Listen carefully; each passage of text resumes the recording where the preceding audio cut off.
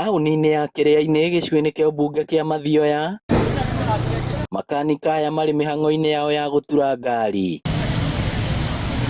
Kuma tene makoretwo magĩturĩra ngari ici mũkĩra-inĩ wa barabara amu matikoragwo na kĩwanja kĩngĩ ta ũrĩa maratarĩria. Garaji ĩno nĩ turagĩrwo mũno na nĩ tutecekaga mũno haha.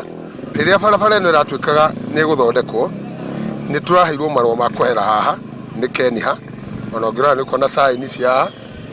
Rĩu kwa ndagĩka ĩno twetereire tweherithio, tũtirĩ gwitũ.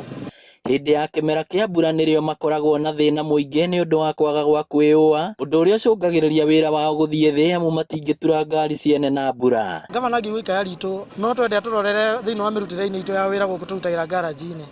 Nĩ tondũ tũkoragwo na thĩna mũingĩ mũno gũkũ tũrarutĩra tondũ tũtikoragwo kĩndũ ta shade, ona kĩharo tũtikoragwo tũthiaga kũhoya gũkũ tũriga-inĩ. Kuma mũrimũ wa COVID-19 watuthũka bũrũri-inĩ, biacara yao ndĩkoretwo ĩ njega na marauga nĩ mararemwo nĩ kũrĩha igoti rĩao rĩa ngiri 82 oro mwaka, haha magĩkaĩra thirikari ya kaunti kũmehereria marĩhi mayo na kana kwamba kũmarũgamĩria. Coka tũgĩkora wĩra ũyũ nĩ ũratũhinyĩrĩria mũno tondũ ta rĩu ũngĩrora thoko ta ĩrĩa ũrĩa yakĩtwo na marĩhaga mbeca nini gũtũkĩra.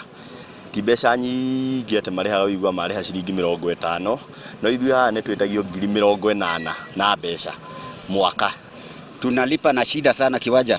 Kwa watu 7 tunalipa pesa zaidi ya 150. Tunataka hii tupunguziwe hii bei.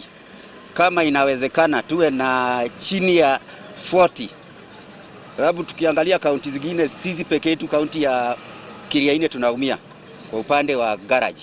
Ona wahũri biacara angĩ taũni-inĩ no manyitanĩire nao na kũria thirikari nene na ya kaunti gũthondeka mĩtaro ya maĩ ma gĩko amu taũni ya Kiriaini nĩ ĩrakũra na ihenya na gĩkĩro kĩnene.